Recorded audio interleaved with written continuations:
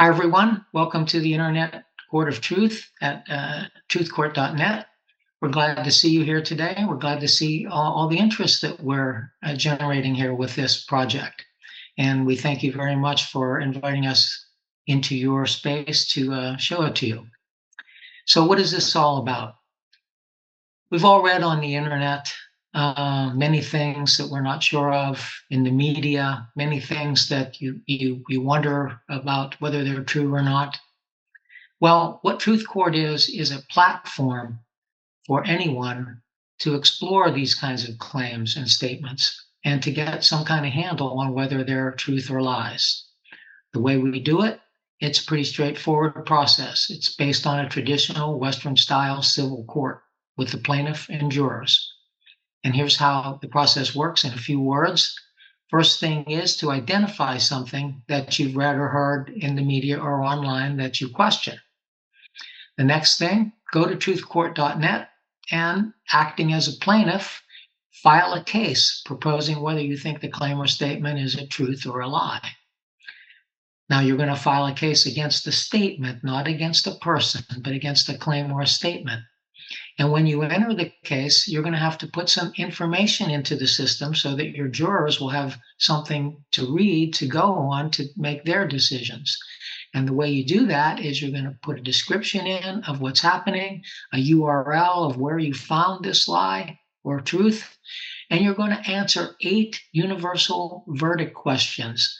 And these questions are very carefully thought about. They're designed to dissect that statement that you're trying to give you some insight into it. So that's the first process, the first part of the process. Next, you're going to invite a handful of others. You need people to act as jurors, and by email, you'll send emails to people who you want to invite, and up to 8 can participate. So the first 8 that respond to your emails will be your jurors.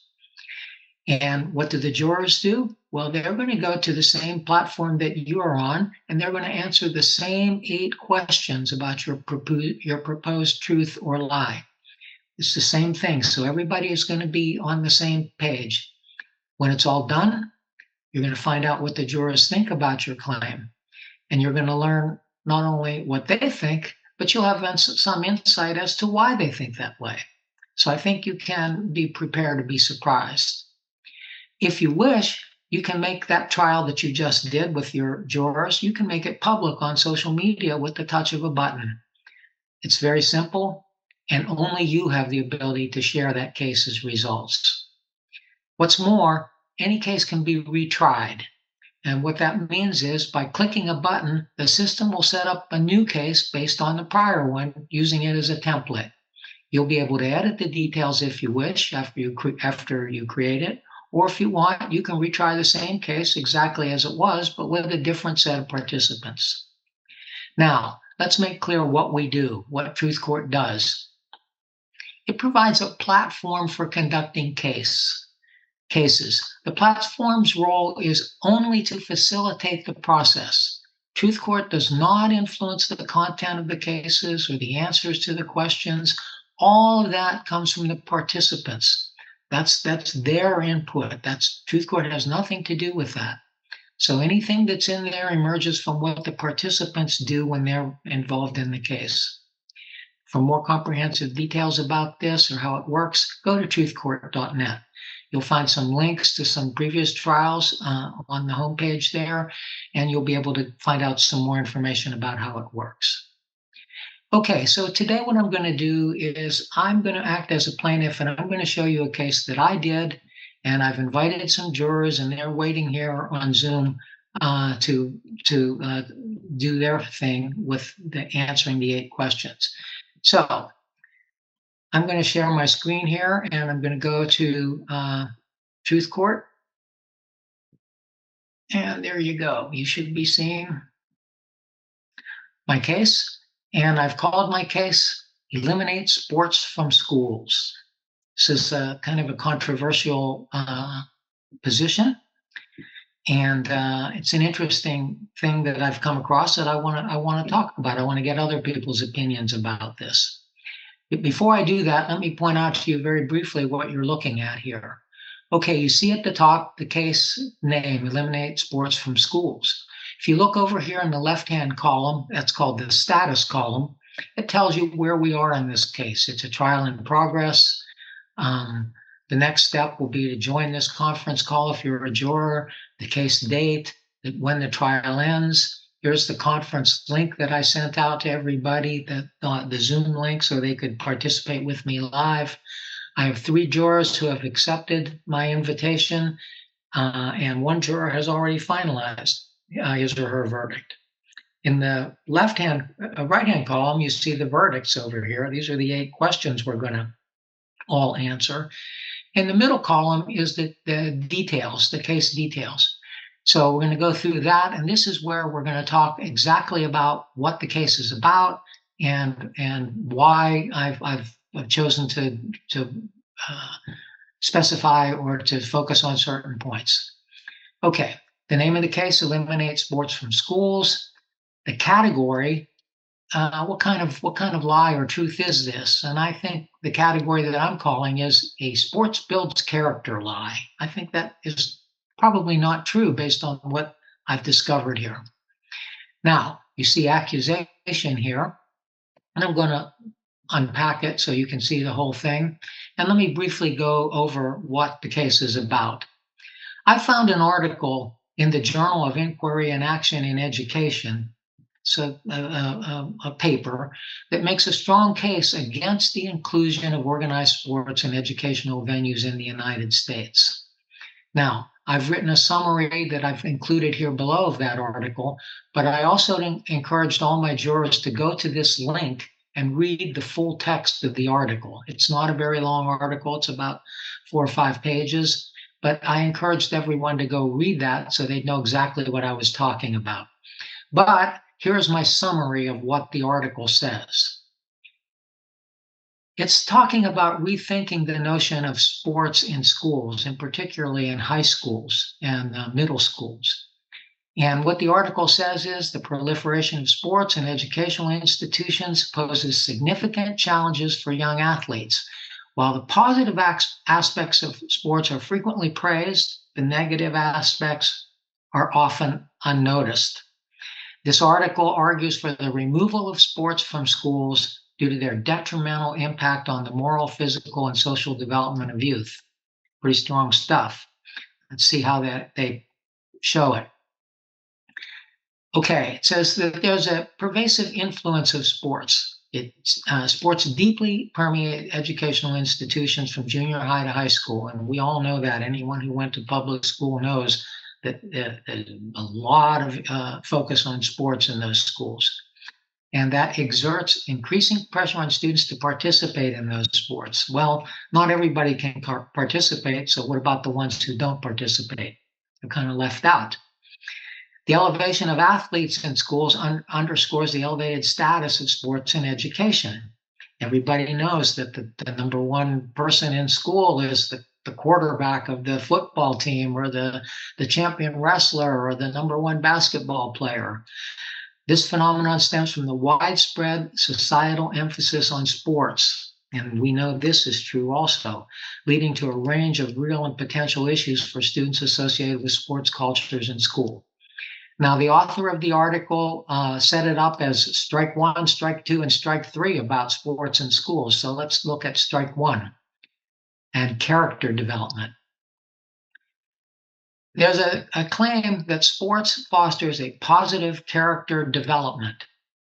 The researcher that wrote this paper, however, says that studies reveal that prolonged participation in sports hinders moral reasoning, and it actually freezes participants, and you end up with adults with reasoning levels akin to junior high students.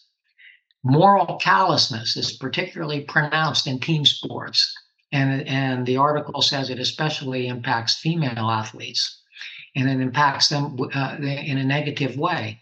The competitive nature of sports often hinders opportunities for higher level moral reasoning in terms of care and justice. And the reason that is so is because sports prioritizes winning over ethical conduct. On the field, the focus is on an outcome. And fairness for the opponent is rarely pursued. It's a win-at-all-cost mentality. It fosters an environment where self-interest often takes precedence over genuine concern for others. So that's strike one, that it does not foster moral development or good character development in individuals who participate. Strike two, identity formation. What the author of the paper says is that schools play a vital role in shaping young people's identity. Sports culture, however, tends to cultivate identities that prioritize compliance over critical thinking. This can lead to a binary worldview, hindering understanding and acceptance of diversity. The values instilled by sports lean toward a warrior mentality, which may hinder inclusivity and tolerance. Furthermore, sports can perpetuate rigid gender norms and discourage androgyny, hindering the synthesis of masculine and feminine traits in individuals. This can lead to an environment where deviations from traditional gender roles are met with resistance. So sports does not foster an environment that honors deviations from traditional gender roles. That's strike two, according to the author of the paper. Strike three, and everybody knows about this one, injury and violence. Sports pose physical risk for young athletes with a high number of injuries reported annually. This paper cited data from 2005 and 2006. High school football players sustained more than 500,000 injuries nationally, and since then it's only gotten worse. The numbers are higher. Furthermore, sports-related violence both on and off the field is a concerning issue. We read about all the time about parents attacking coaches, fights on the bus going to the game. These kinds of things are very common, and this is one of the byproducts of sports that no one talks about. The competitive ethos in sports can escalate into fights and hazing instances. And we know a lot about hazing. We've been hearing a lot about it, that athletes are hazed mercilessly sometimes when you first join a team. Additionally, pressure to succeed in sports can lead to the use of performance-enhancing substances, such as steroids among young athletes. Again, we see this. We don't see this so often at the high school level. We certainly see it at the college and professional level. But it is an environment where it leads to this kind of use. Okay, so what do? We need to reevaluate sports in schools. The author of the paper that I'm citing here says that given the harmful effects on moral reasoning, identity development, and physical well-being, it's imperative to reevaluate the role of sports in schools. Rather than outright elimination, a transition toward non-competitive athletic clubs focused on skill enhancement and well-being could provide a healthier alternative. Now, the author says that these types of clubs could still do physical education, physical training, skill development, all the things that are good about competitive sports. But the author suggests that we do them through other activities other than team sports. Activities like dancing, diving, orienteering, biking, tai chi, yoga can offer the benefits of athleticism without the negative influences of competitive sports.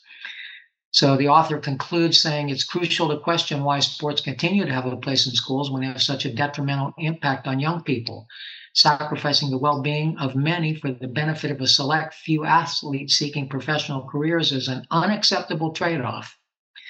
Educational institutions must prioritize the overall development and potential of every student rather than perpetuating a culture that can limit their futures. By reimagining sports in schools, we can create an environment that fosters character, identity, and physical well-being in a more inclusive and balanced manner.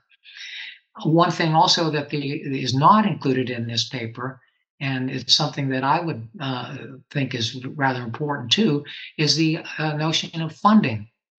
Sports is well funded at the high school level even. Schools and school districts spend a lot of money on stadiums, on equipment, on training, specialized coaches, transportation to and from games, hotel costs, all those kinds of things. This type of funding is not spent on the arts or art classes or anything else. So there's a lot of money spent in a school district on its sports teams that really have very little to do with the mission of educating the students. So I invited my jurors that they could read a little further on this topic. There's an article in the Atlantic magazine called "The Case Against High School Sports." There is an article in the New York Times, "Sports Out of a School." People should be learning other things than sports in school. So those are interesting articles. Now, below here, I have picked a statement from the paper, and this is the statement that I'm going to be trying. You'll notice it says, "The importance of sports in education stems from the overgrowth of sports in society and has resulted in a host of real and potential problems for the young people who associate with the sports cultures found in schools." You notice it's in blue. The way TruthCourt works is that you pick a statement like this one that I've picked, you highlight it, and then if you look above, you see there's a red lie and blue truth. I can hit either one of those buttons and I can mark this statement as a lie or the truth. In this case, I've marked it as the truth. This statement, in my mind, is true.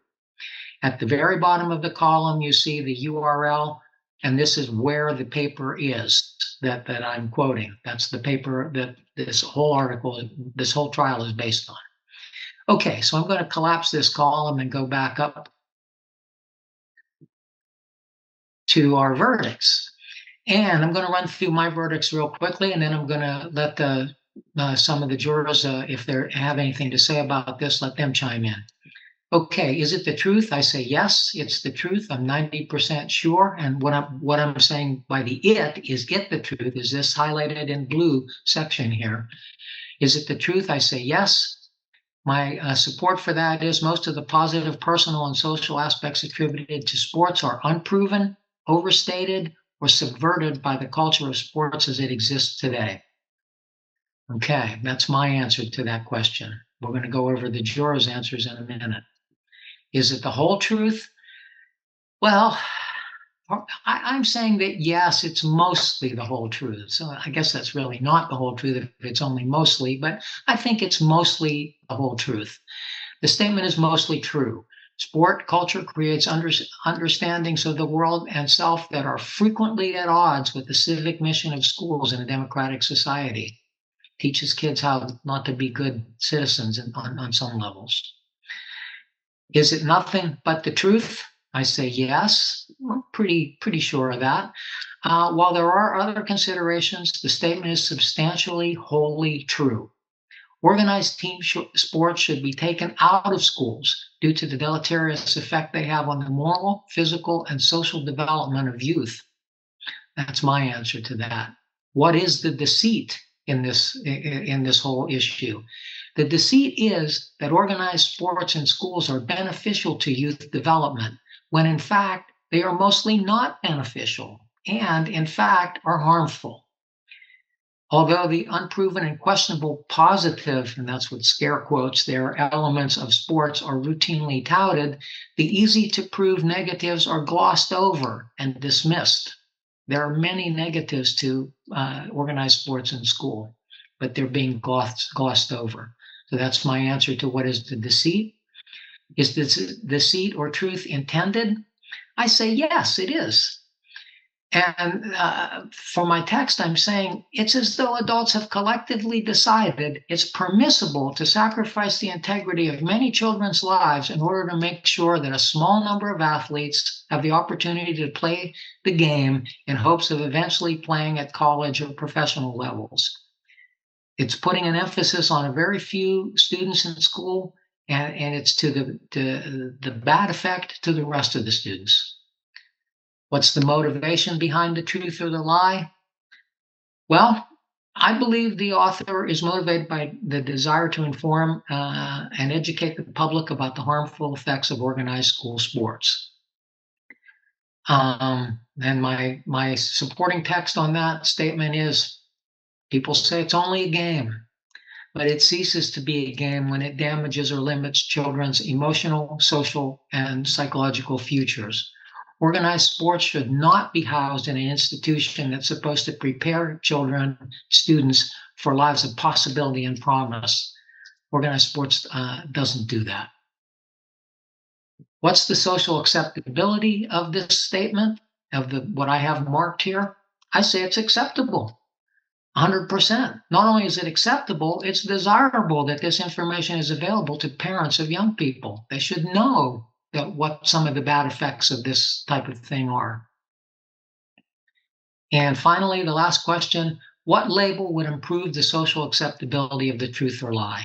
In other words, if you saw this statement that I've highlighted in blue somewhere, if there were a label attached to it to qualify it, what would that label be? My answer is the label should say, organized sports in schools have many very serious negative effects and harm children's development.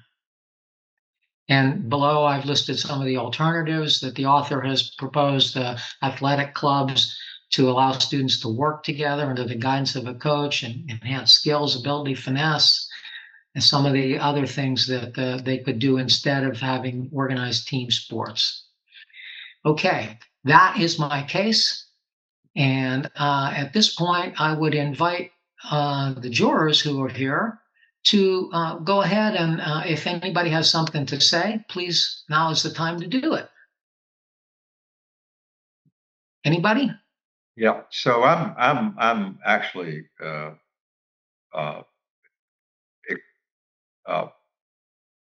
think pretty much just the opposite, almost everything that you've said.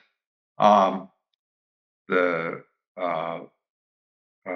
I see sports, what you're calling organized sports, as the equivalent of a optional course class that they can take, and so it's like music class, and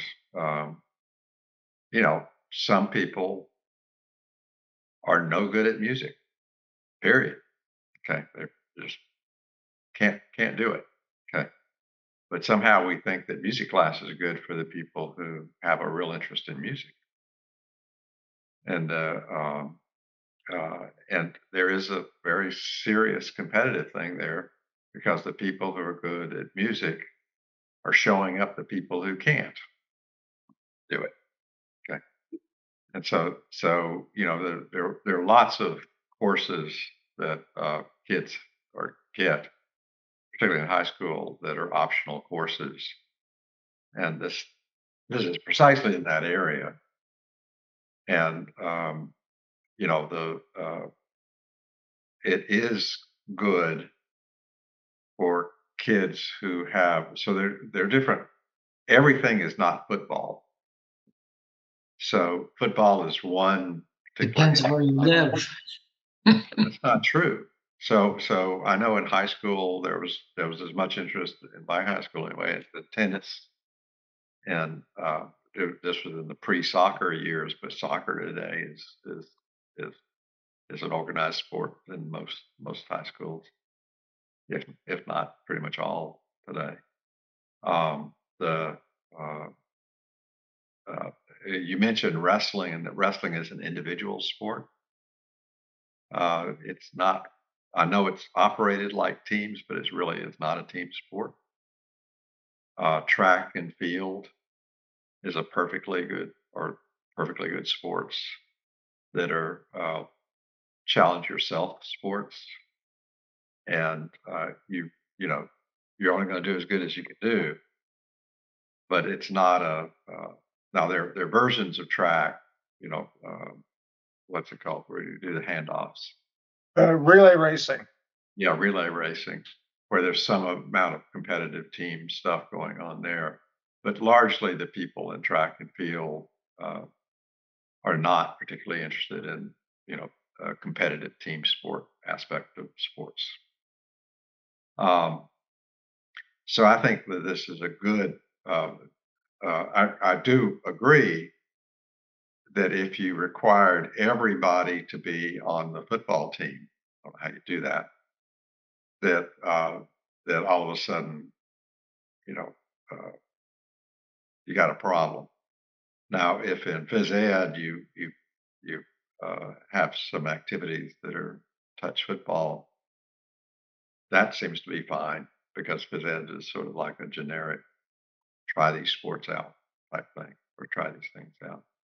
So I think all of that is good, and I think that the fix to some of these problems you're mentioning, which are problems, but they're problems in anything like music.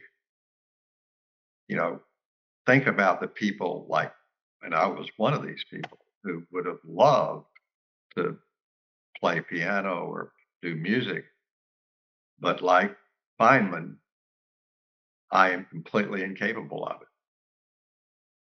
And was a Nobel Prize physicist, uh, and it hurt. It harmed me.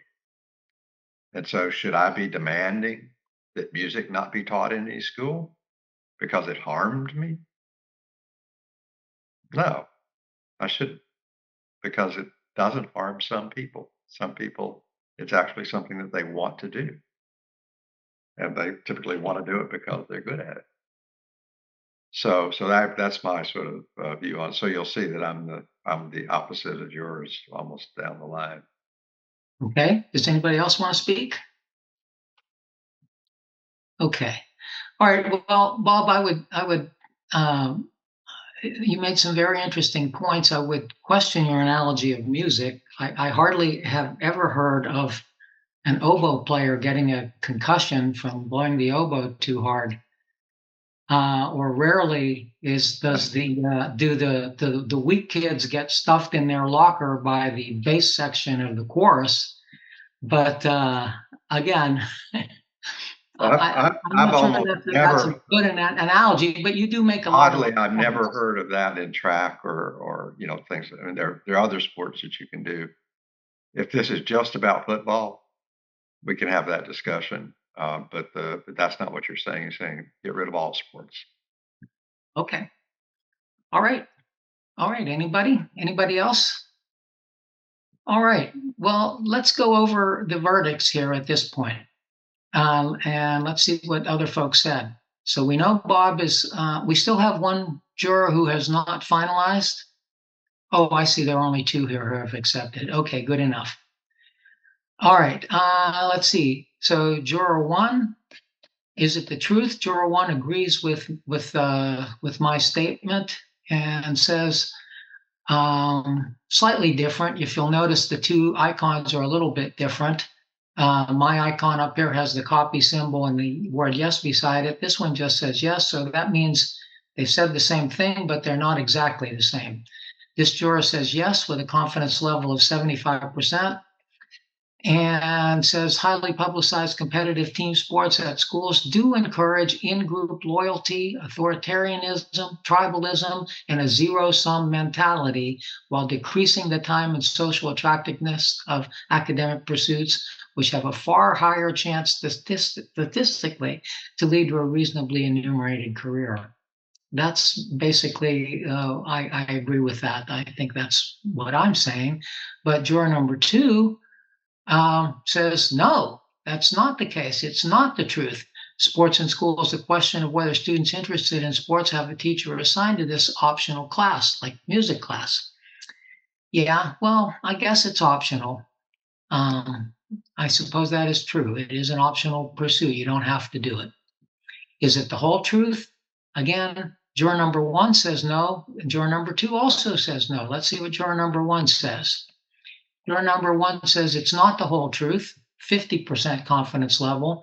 So what are the alternatives? Juror number 1 says the need for young students to have exercise is acknowledged now more than ever in our increasingly sedentary and obese society, I guess. Ban 1 team and 2 competitive, but still physical workouts? No.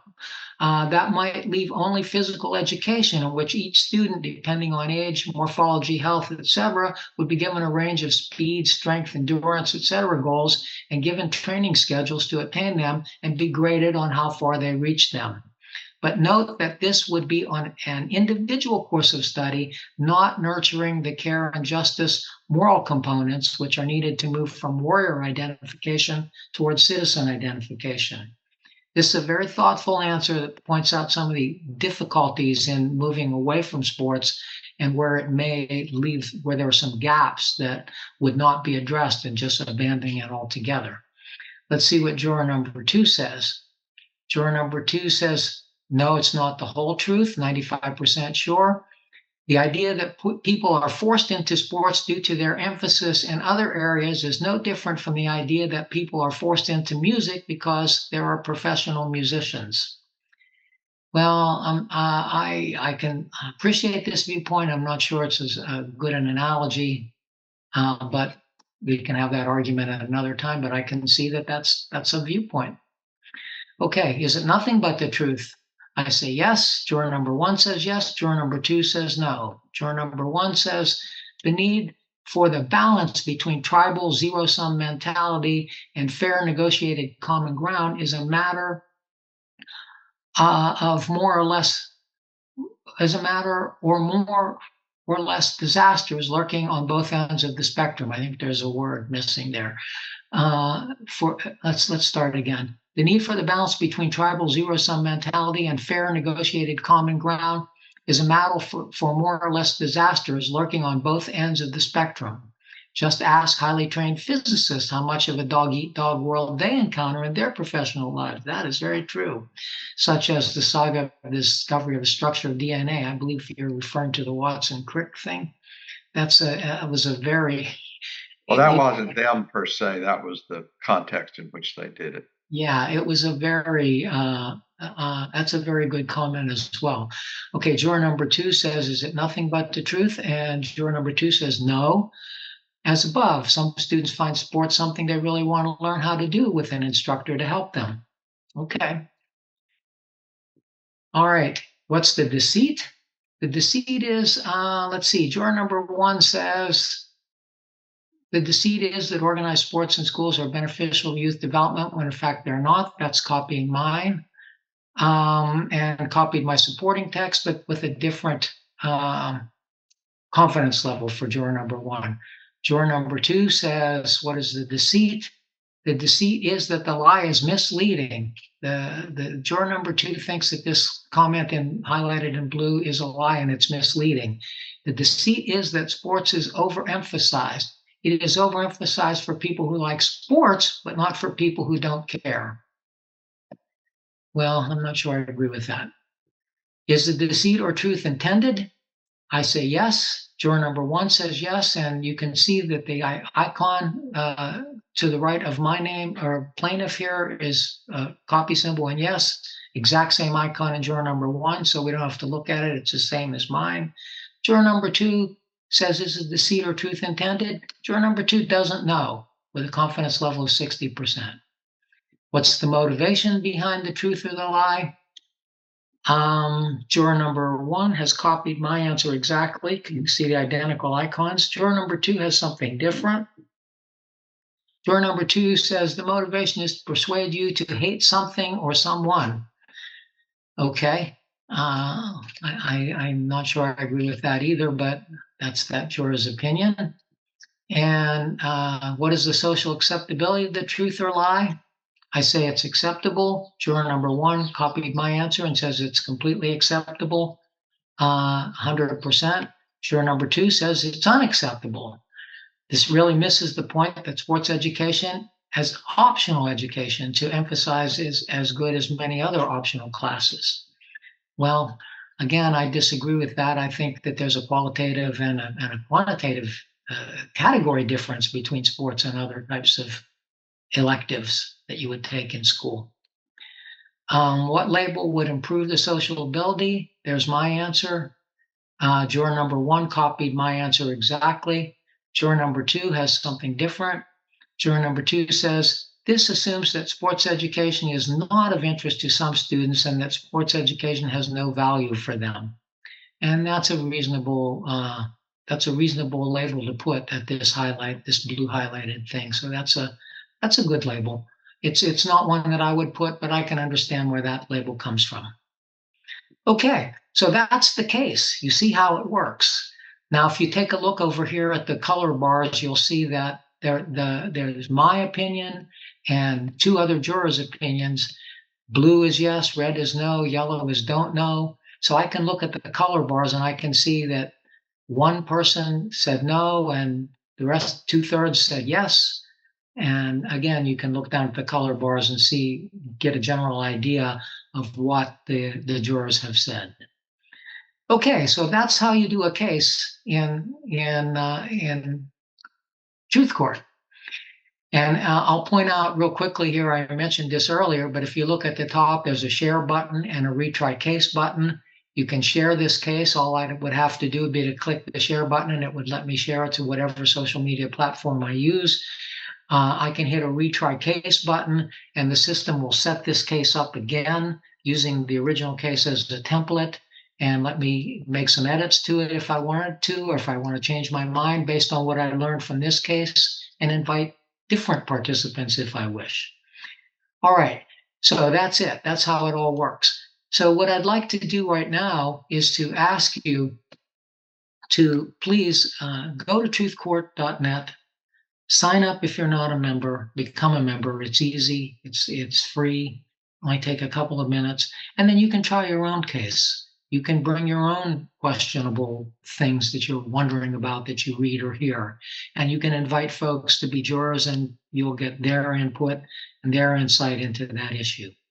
So once again, thank you very much. I appreciate the time that you've given us today. We hope that you'll come with us and try your own cases soon. Thanks very much. We'll see you next week.